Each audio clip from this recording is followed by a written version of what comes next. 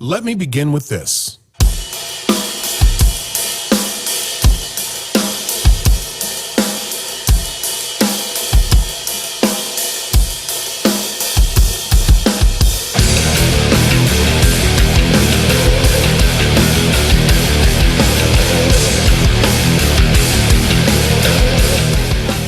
Brought to you by Random and Reckless Entertainment, Brainstar Media. Use your brain, be a Brainstar. Today is the inaugural episode of Doughnuts to Depression, a Bounty Hunter. This is our new segment. Bum, bum, bum. Bum, bum, bum. So what we're going to do is I used to be a bounty hunter for years, decades. And so we're going to start throwing some content out there with these little micro episodes, 25-minute episodes of these bounty hunter stories. Doughnuts to Depression. A bounty hunter. Sounds like it would be happy and then sad. So we'll start with my first one, okay? Sounds good. Okay, so I'm working for Target Corporation, and I'm busting shoplifters for Mervyn's. Remember Mervyn's back in the old days? Yeah, a little bit when I was younger. Yeah, it was like a store. I mean, you got a few on me, so it's you got a few. Got a few on a lot of people. Okay, so say that. Yeah, didn't say that. Yeah. Basically, we had to, I took this training course, and I was a guy that would like hide in the shadows and bust shoplifters. And what it came the clothing racks. Yes, yeah, exactly. And what it came down to was I more or less ended up busting like 15-year-old girls that were stealing thong underwear because they didn't want to tell their mom that they were buying thong underwear. The weirdest reason to be busted shoplifting. It was shoplifting. It was very, very awkward. Okay, so the first year, the guy that was there for me, I think he was sleeping the whole time. The guy that was there before me, because he caught like 3 people, and then the following year I caught like 120. Typical people. mall cop. Yeah. And so there was a person that I had went to a gathering with that also worked at Target, who was also a shoplifter guy, and he was older, and he's like, "You should be a bounty hunter. You'd be so good at it." And I'm like, "What? Those aren't even real, right?" You know? He's like, "No, you got to work for what's called a bail bondsman, and that's the way you become a bounty hunter." And I'm like, because I thought you had to be a cop or something like that. And at that point, my chest is just so puffy. I just want to do anything that's going to be, fucking bird. Yeah. Well, I kind of look into it a little bit, but then all of a sudden, kismet kind of hits, and my buddy gets a DUI. One of my best friends in the world gets a DUI, and he called me in the middle of the night. So we call the bail bondsman, and we roll down there, and we're sitting there waiting, and in comes this bail bondsman. He pulls out this big giant wad of money, and then I give him my money. Okay. Sounds like a bookie. Okay, so yeah, exactly. So the way bail works, really quickly. Okay, so if you get a DUI, it's $5,000. They put $5,000 on it. You have to come up with either the $5,000 or to give to the court to get you out, or you have to call a bail bondsman to lend you the money, the $5,000, and they charge you 10%, which is $500. You don't get that $500 back. So then the bondsman comes down, he writes a bond because he's indemnified by an insurance company. And then that bond rides through all the way through court until you go to sentencing. And once you go to sentencing, the bond's free.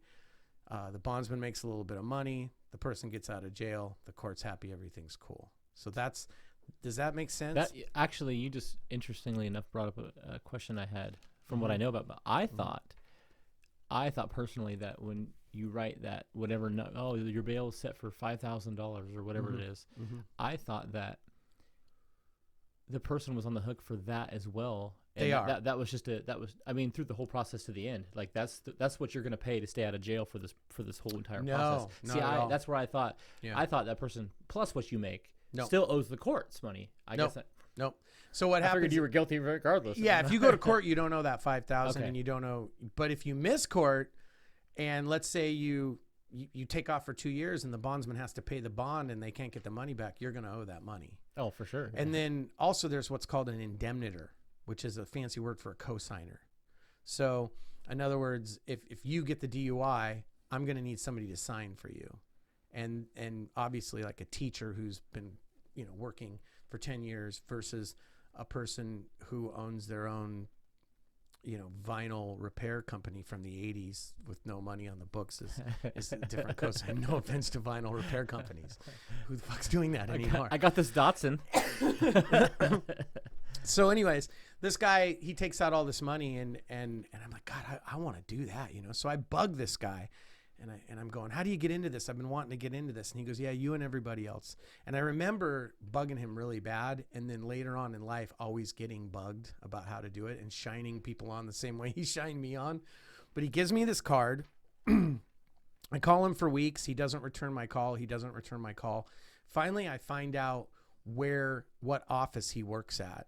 And he works down south in Cowlitz County. Okay.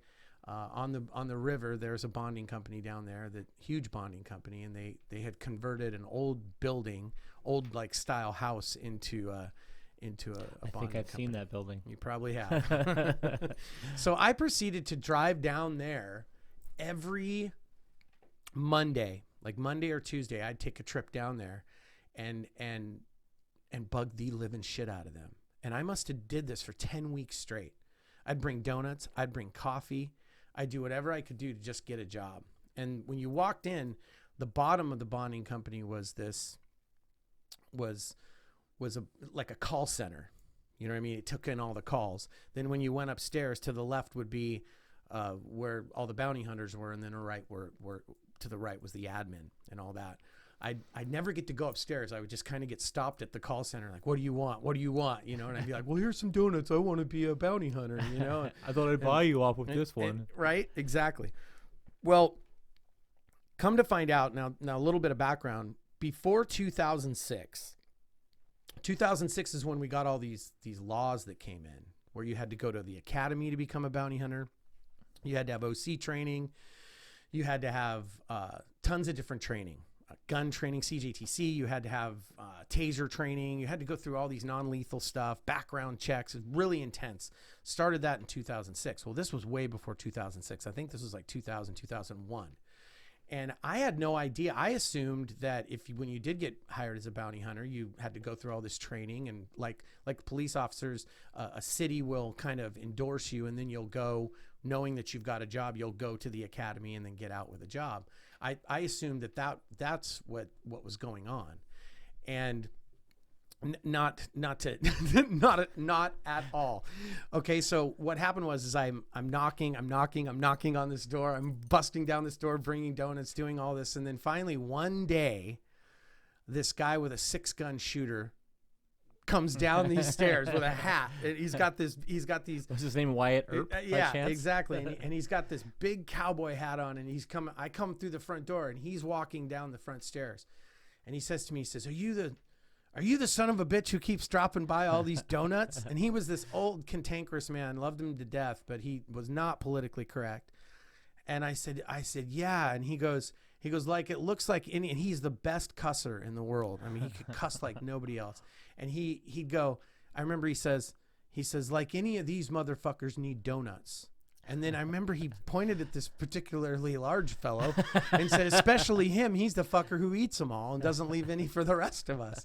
And I'm like, oh my God, what do I want to, what am I getting myself into? He was just mad because he didn't get any donuts. Yeah, that's probably what it was. Exactly.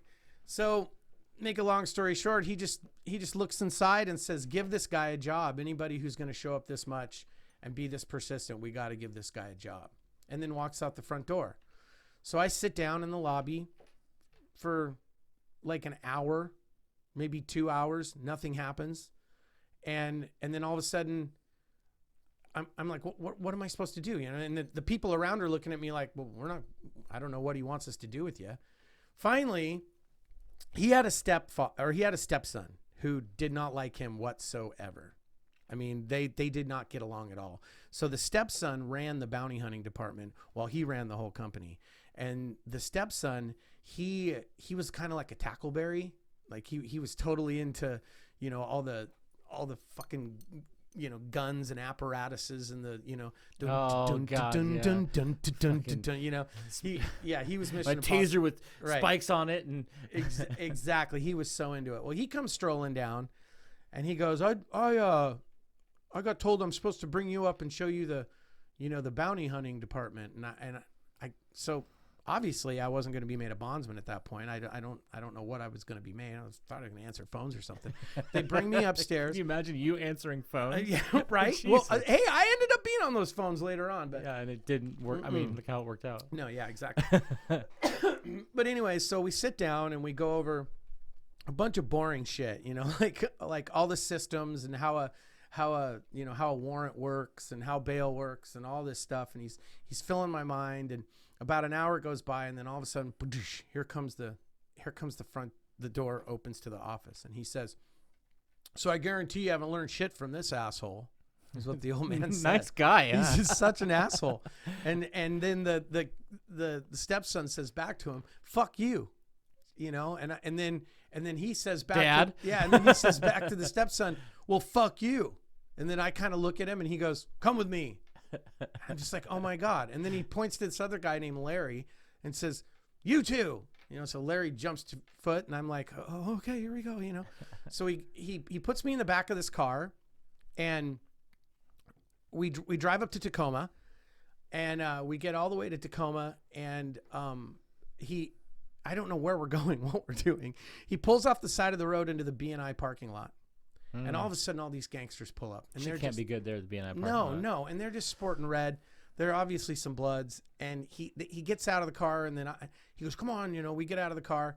And then he ends up throwing me these keys, because I come to find out later that these gangsters had went and got a repo for him from some person that had skipped.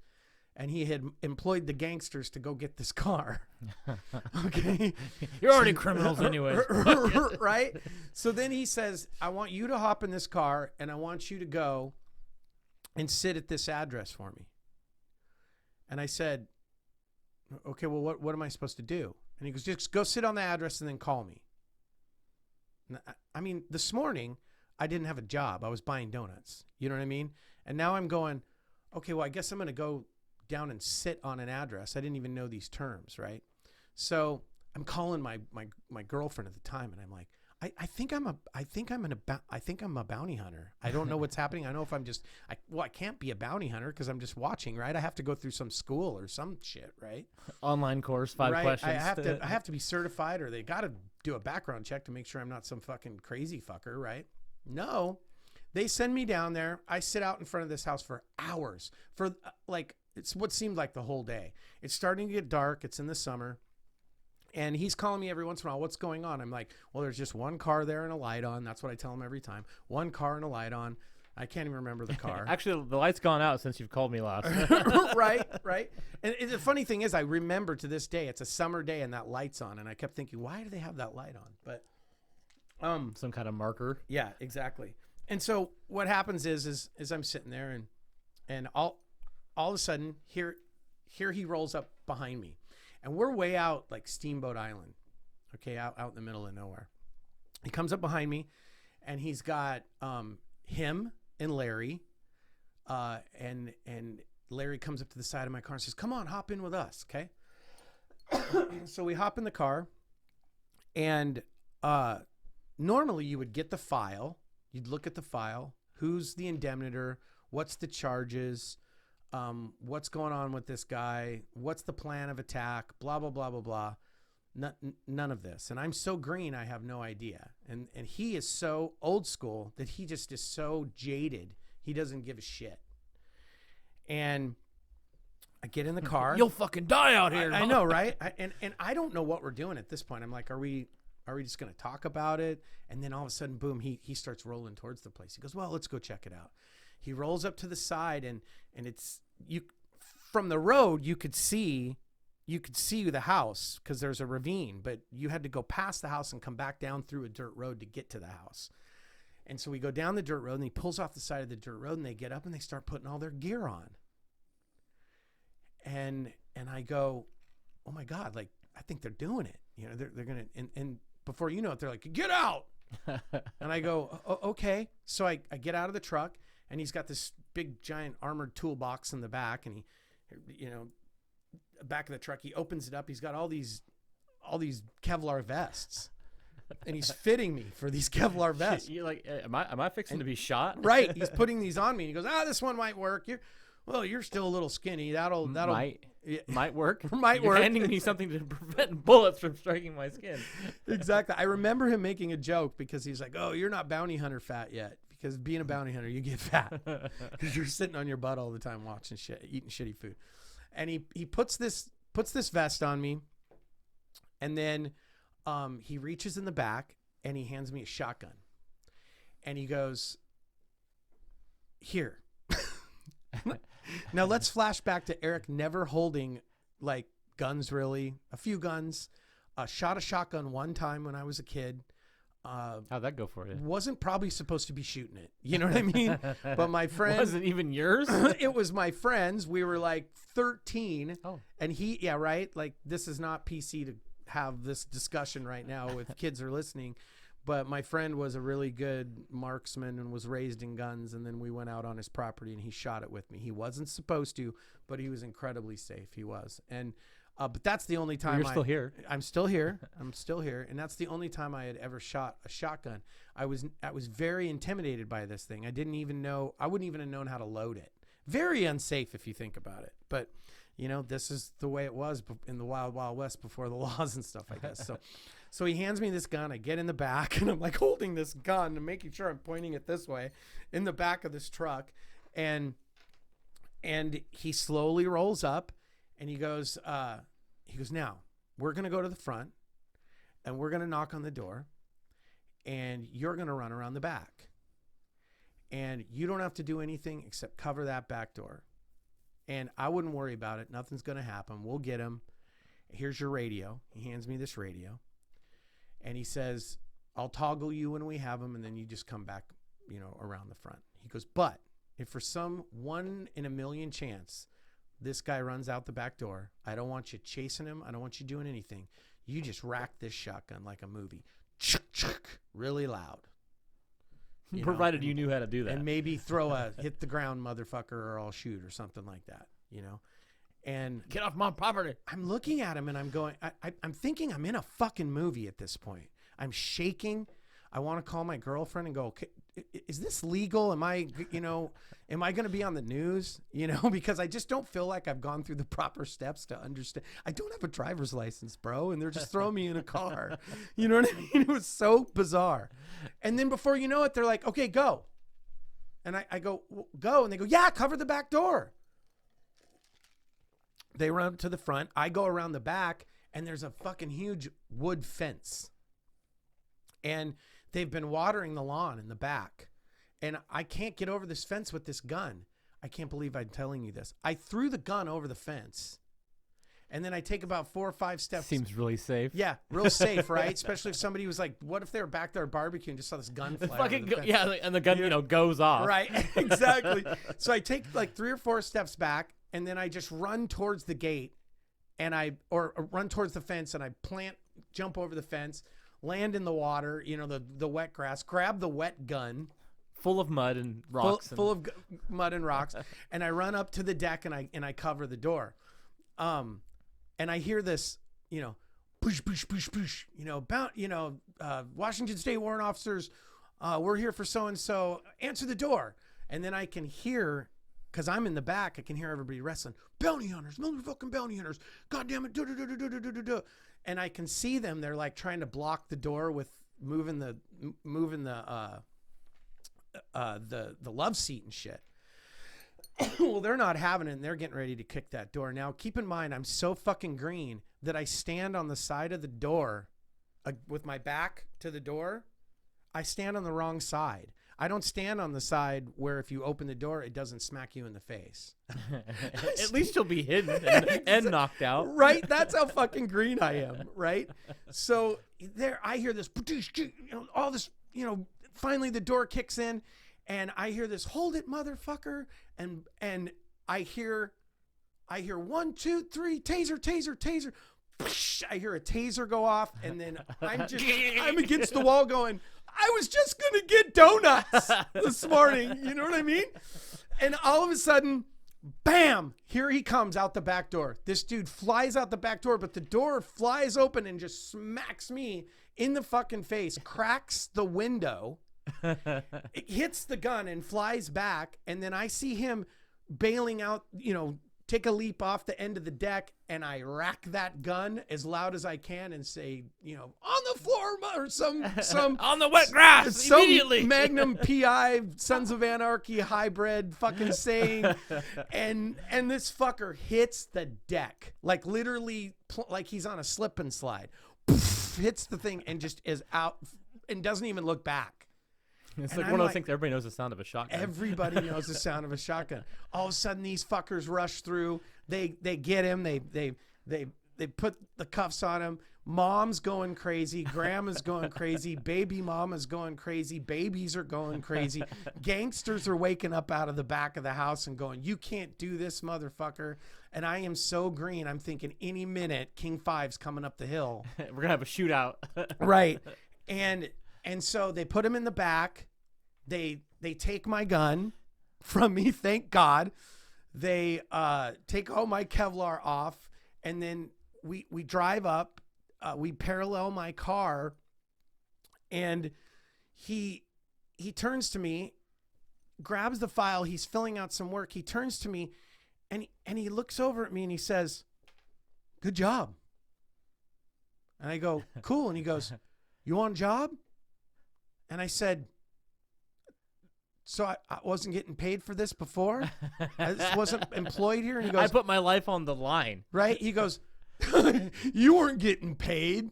You know how many motherfuckers want this job?" And I'm like, "Well, I got to come home with something." And he goes, "Well, I'll pay you minimum wage for today." And I was like, "Really? Cool." And he's like, "Why are you still in my truck?" Get the fuck out of here. And I go, "Oh, okay. So I get out of the car. I fucking drive home, and I walk in the door, and my girlfriend at the time goes, so what happened?" And I looked at her and I go, I think I'm a fucking bounty hunter. That's it. And she goes, "Well, what do you got to do next?" And I go, "Just learn how to cock the gun right, I guess, or bring donuts and pull bring- the shotgun. bring fucking donuts and shit."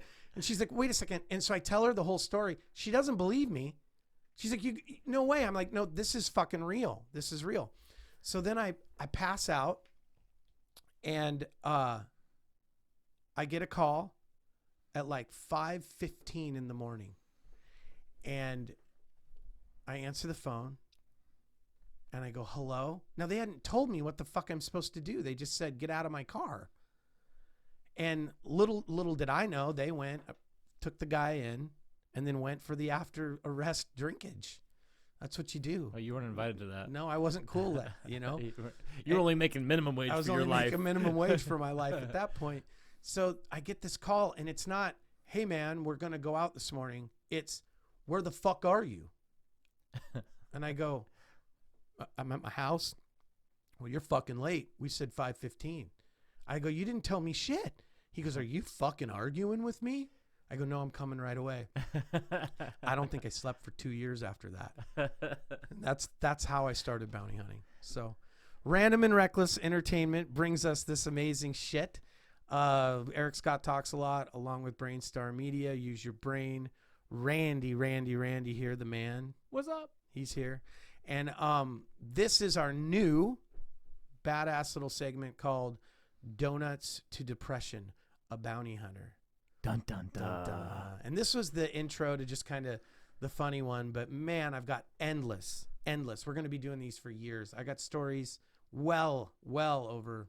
I've got to have. I'm pretty excited to hear him. I'm pretty excited to hear him. I got to have almost. As long as I get to hear a story about maybe either you getting tased or you tasing somebody, I think that would be... Well, how about me running into a 7-Eleven and tasing myself in the hand rather than the person I meant to shoot? That sounds And exciting. doing the fish on the floor because I've shot myself with Lay's Was there potato chips. CCTV cameras With of that? yes, I would love to with see Lay's that. potato chips flying everywhere.